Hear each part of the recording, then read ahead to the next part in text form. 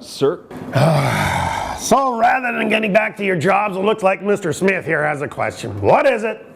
I don't really understand why we're changing our company's setup procedures. It seems to be working fine from where we are. Well, understand this. It's not your job to question why the company wants to do what they want to do. Heck, they don't even ask my opinion. But I do know, and I understand, that there's one important reason why you have to do it, and that's because I said so. You got it? Oh, yeah, okay. Everybody back to work. Why should you, as a leader, focus on eliminating frustrations and roadblocks for your team? I'm Greg Schinkel, President of Unique Training and Development and Frontline Leadership Systems, and in today's episode, I want to look at the fact that the frontline supervisor should really be focused on making it easier for their teams to achieve results.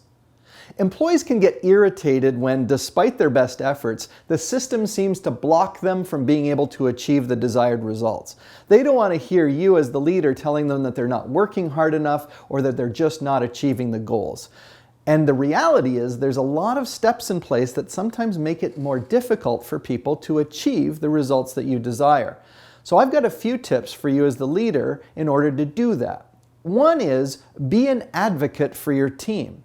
Your team can't always leave their workstations to go and talk to quality or engineering or the plant manager to ask for things to be changed, but you can as their supervisor. So make sure that you go to bat with them with other departments and other leaders in other departments.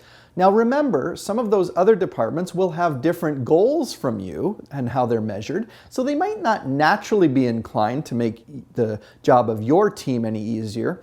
But I think if you can explain why it would be helpful if you changed a procedure or a practice that would make it easier for your team to increase their performance, you may just be able to build allies in those other teams.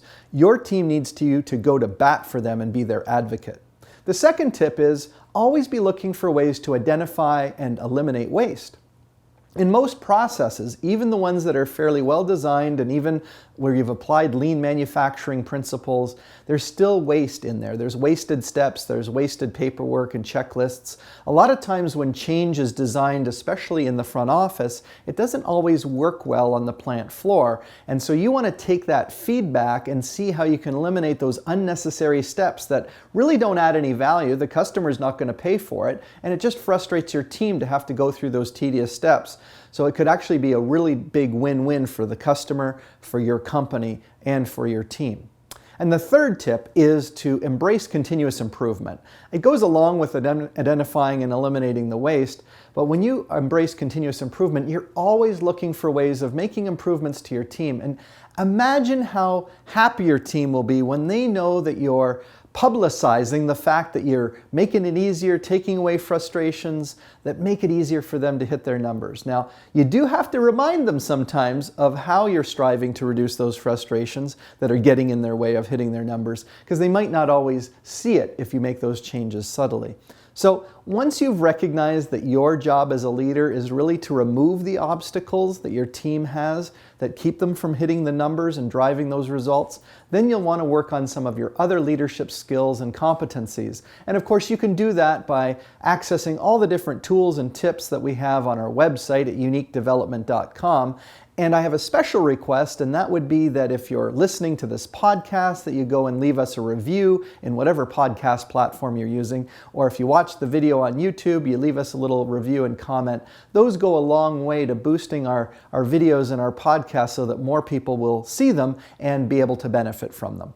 And of course, if I can be of any assistance to you, please connect with me through the website or through our social media channels. I really want to see you succeed as a frontline leader.